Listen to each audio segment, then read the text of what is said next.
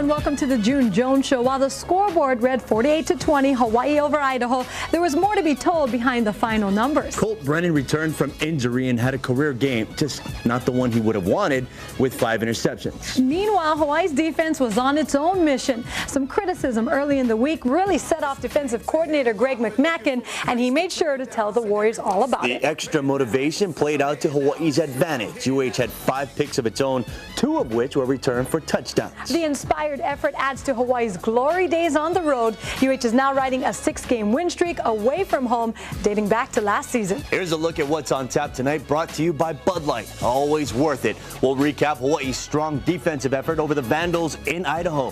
JJ's in studio to break down the game and look at a wacky Saturday in the top 25. And we'll go under the helmet with Warriors receiver CJ Hawthorne, who's found new inspiration from a new life off the field. But first, UH went to Idaho looking for its 5th win in a row and came back with more than it bargained for. Sure, Colt Brennan had some struggles, but Hawaii's defense stepped up. And again, as a team, UH proved it can make up for mistakes even on the road. It's tonight's opening drive. Team 10, 5, touchdown! Brennan looking, now throws. That is intercepted. It wasn't what we're used to seeing from Colt Brennan. He threw a career-high 5 interceptions after sitting out a game with a sprained ankle. But Brennan isn't allowing himself to get caught up in it, and he doesn't think Warrior fans should either. Most of those picks were just, avoidable stuff, and, it was what it was. It was a weird day. I don't throw very many interceptions. That's not me. That's not the QB I am, but today was one of those days, and, I wouldn't be surprised if I don't throw a pick for a long time. Outside of Brennan's passes that ended up in the hands of the Vandals, Hawaii's QB had a decent day with 369 yards passing and 3 touchdowns. Most of his grabs went to Devon Best, who had a season best 162 yards receiving. It just felt good, getting back in the groove, catching a lot of balls, making plays and just, executing.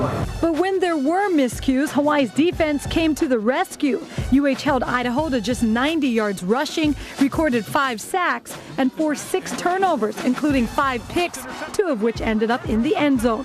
For the second straight week, Adam Leonard took it to the house, and Myron Newberry came away with 2 INTs, taking 1 back for a 76-yard return. It's exciting for our defense, to go out there, make touchdowns, so we get the hype, and, a lot of big ups to our DBs and our linebackers, and, it's a lot of credit to our D-line, putting a lot of pressure on our quarterback.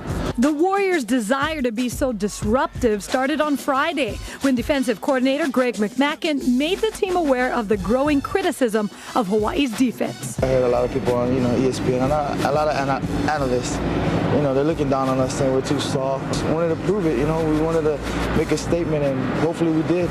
Some things the Warriors will listen to, other things they'd rather just ignore, like any mention of Hawaii's 5-game win streak. We know where we stand and not trying to get big-headed and get ahead of ourselves.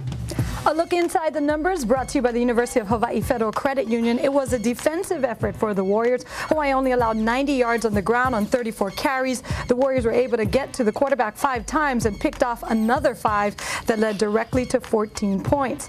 As for the rankings, Hawaii continues to climb in both polls. They are now number 15 in the coaches poll, the highest ranking in the program's history, and 16 in the Associated Press.